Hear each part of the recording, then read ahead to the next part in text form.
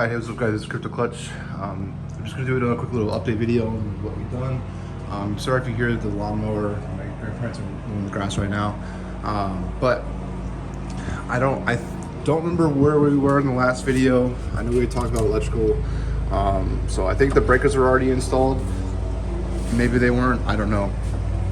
But I did redo, I still have to do a little bit more on the ground side. Because I need to, oh, that's what's on this one. Anyways, I need to get another piece of ground wire to go from here out to the CT cabinet and, you know, connect everything up out there. But I redid the ground from here over so it's continuous, which I think I talked about in the last video. Like I said, I don't remember. But the one big thing that we did since my last video is we started putting in the fans. So as you can see, you know, we have fans already mounted, well, 2 of them. The other ones are, the other 4 still need to be mounted. And I ordered some intake louvers for over here. If you guys, I'll probably put a link down below for the fans and the intake louvers that I have bought. I don't know when the intake louvers I bought are gonna ship because they said that they were made to order, and like, you know, it could take 2 weeks for them to ship. But we have one problem with the fan placement over here. So it's like 26 inches from here to here, and sadly that means that you have to take out, you know, part of a stud. Well, you take out one whole stud and then, you know, it'll fit. But on this one, because of the window and just the spacing, this one's only 24 inches from right there to right there. Maybe it's 25 inches, I don't remember exactly.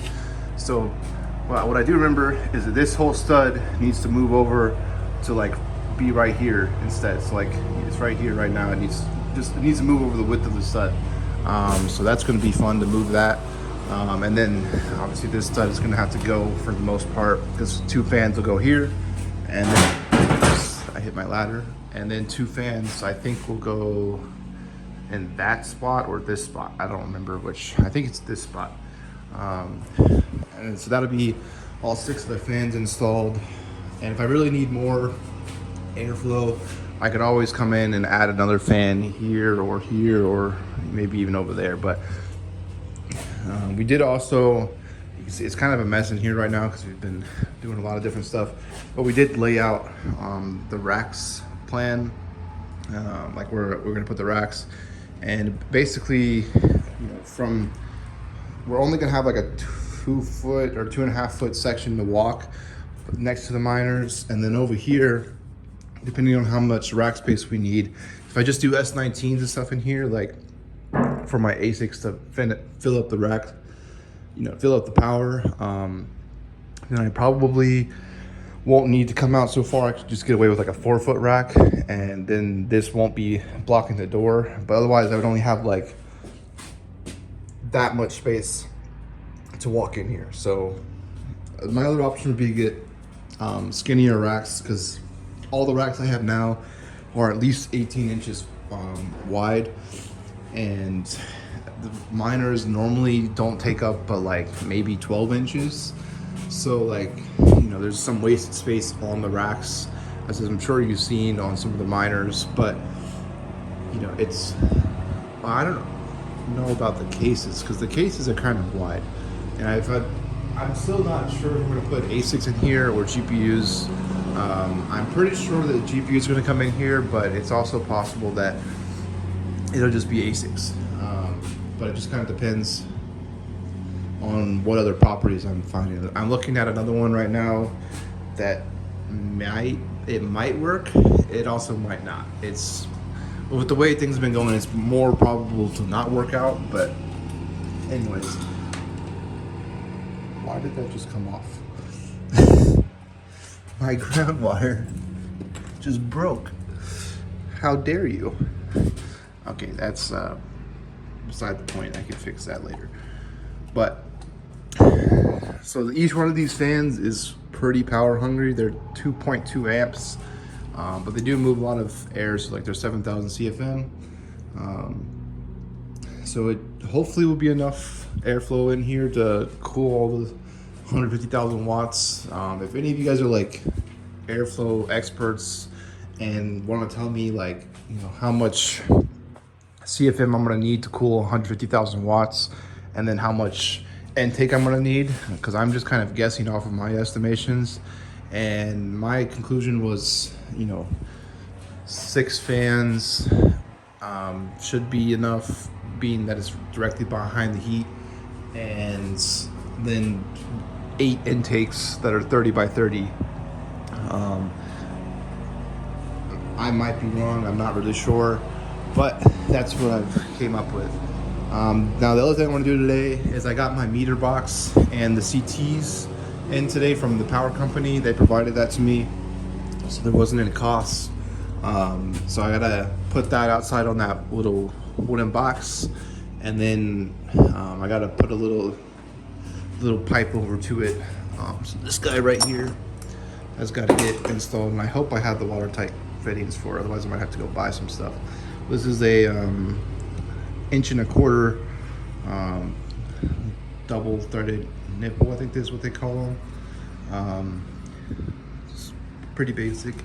I'm hoping that there's some watertight fittings in here for them, but maybe there's not, I don't know. I think this is maybe it, but it doesn't matter. But yeah, that's pretty much what's gonna happen today.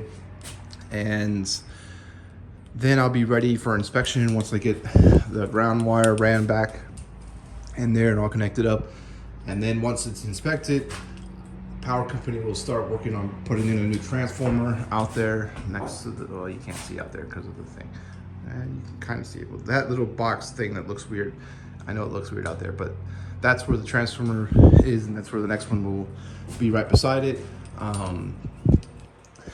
But it's, I'm gonna have to edit this out. So once the transformer gets installed, then they run the wire over, and then power gets turned on. I can then start running the machines in here and move some heat out of the warehouse. It's just gonna be a lot of work moving racks out of there. And it also kind of sucked because, like, I'm paying a lot for the warehouse and not fully utilizing it. It's not going to be ideal. I mean, I guess the other option would be just buy all new racks and new PDUs and stuff in here, and just use this as expansion power, and just hope that we find somewhere else before before I have to move out of the warehouse, because profits are down. And if profits are down, then like I'm not going to want to be expanding. So it's just like a hard situation to be in. But I'm hoping that things continue to go, at least stay where they are, and kind of stay above 40,000, because that's kind of the danger zone. And if it's above 40,000 at current times, like, I'm doing okay. But yeah, anyways, I haven't really done much since the last video, but I know you guys wanted to keep me pumping out these updates. Basically, the only thing that's left after we get that meter box installed is I gotta mount my lights, which are over there. And then the big thing will be, I probably need more of this wire, but we gotta run 32 circuits down this wall. So I mean, that's the space I have to work with for getting wire through, and it's gonna be close for sure. I don't know if that's gonna be enough space or not, but that's how much space is gonna be on for over there. And I have to get, so like the first batch of the 4 sets of wire that will come across here won't even end until like around this area. So we'll have to see if it works or not. I mean, I don't remember how big of it. I think we use like an 1.5 inch hole times 4. So I'd have to just measure it and see. But I mean, worst case is we have to like come off of, like, go out right there or something. I don't know. We'll figure it out, I guess. But that's going to be a point of problems, I can already tell from how little space is there. And it's going to be the same problem. Well, it won't be as big of a problem because there'll be less wires, because basically each one of these studs starting here will start getting a box where one wire goes to. So like there'll be 1, I don't know if I can mount a box on that, but potentially 2 boxes.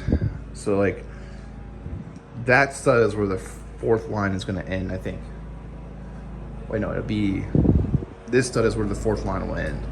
And then after that, it's just 3 wires going across like that. But anyways, I'm just kind of rambling on. I hope you guys enjoyed this video. But I don't have a whole lot left to do in here. Once I got to clean up, because if I'm gonna have an inspector come in, I need it to look nice. So we got to do that, and then it'll just be, running the wire, putting the racks in here, getting internet over here, which my plan is to drill a little hole over here and run a fiber line to one of my other switches over there. Since I already have pfSense over there, there's no reason to run pfSense over here as well. And then I'll have internet down here. The other option would be using like one of those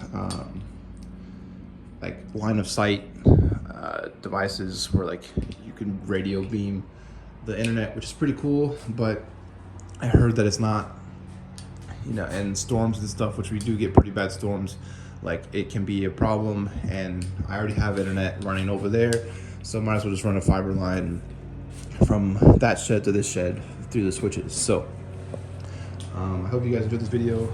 If you have any suggestions, leave them down below. Peace out.